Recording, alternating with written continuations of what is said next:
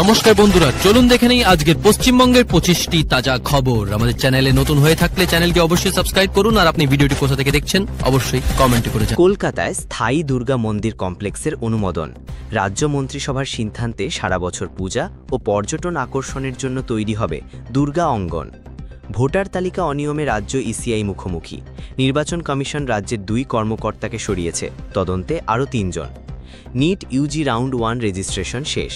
আজ রাত 8টার পর আর ফর্ম নেওয়া হবে না। আসন বরাদ্দ হবে 20 আগস্টে।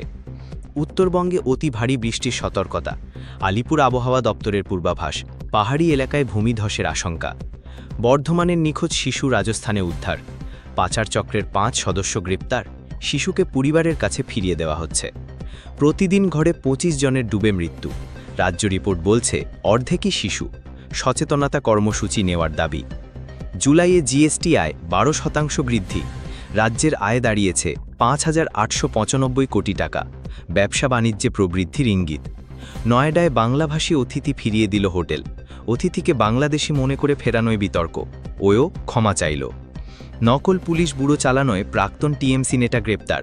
উত্তরপ্রদেশে অবৈধ আন্তর্জাতিক পুলিশ অফিস চালানোর অভিযোগ। শুভেন্দুর দাবি, রাজ্য ও আইপ্যাকে যোগ সাজসে তদন্ত দরকার। বিরোধী দলনেতা কেন্দ্রীয় স্বচ্ছতা সংস্থার হস্তক্ষেপ চান।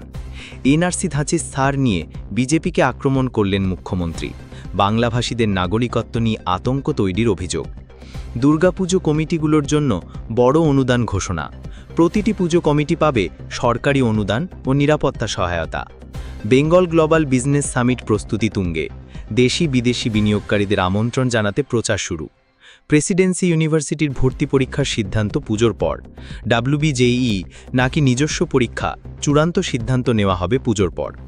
পিএম মোদি উদ্বোধন করলেন 5,400 কোটি টাকার প্রকল্প। দুর্গাপুরে অবকাঠামো উন্নয়ন ও শিল্প প্রসারণে জোর। রাজ্যে ফেরত এলেন 2,000-এর বেশি অভিবাসী কর্মী। বিদেশ থেকে ফেরানো শ্রমিকদের পুনর্বাসন পরিকল্পনা শুরু। গঙ্গায় দূষণ রোধে নতুন পরিবেশ প্রকল্প চালু। শিল্পবর্জ্য কমাতে নদীর ধারে আধুনিক পরিশোধন প্ল্যান্ট বসানো হবে। কলকাতা বিমানবন্দরে যাত্রী সংখ্যা রেকর্ড ছাড়ালো। জুলাইয়ে 1 মাসে 25 লাখ যাত্রী পারাপারের রেকর্ড। দক্ষিণ 24 পরগনায় বাঘের পায়ের ছাপ মিলল। বন দপ্তর নজরদারি বাড়িয়েছে। গ্রামে সতর্কতা জারি। রাজ্যে ডিজিটাল রেশন কার্ড আপডেট শুরু। আগামী 3 মাসে সব পুরনো কার্ডকে নতুন কিউআর কোড যুক্ত করা হবে। হাওড়ায় 15 কোটি টাকার সোনার গয়না চুরি। রাতের অন্ধকারে স্বর্ণ ব্যবসায়ীর দোকান ফাঁকা করে চোরেরা উধাও। শিক্ষকদের নিয়োগ দুর্নীতি মামলায় নতুন চার্জশিট। একাধিক প্রাক্তন শিক্ষা কর্মকর্তার নাম অন্তর্ভুক্ত। মেট্রোতে মহিলা যাত্রীদের জন্য অতিরিক্ত কোচ ঘোষণা। ভিড় কমাতে সকাল সন্ধ্যায় বাড়ানো হবে স্পেশাল কোচ। আসানসোলে ইস্পাত কারখানায় বিস্ফোরণ, 3 শ্রমিক আহত। গুরুতর আহতদের হাসপাতালে ভর্তি, তদন্ত চলছে। ক্যানিংয়ে নদী ভাঙন রোধে জরুরি বাঁধ নির্মাণ শুরু।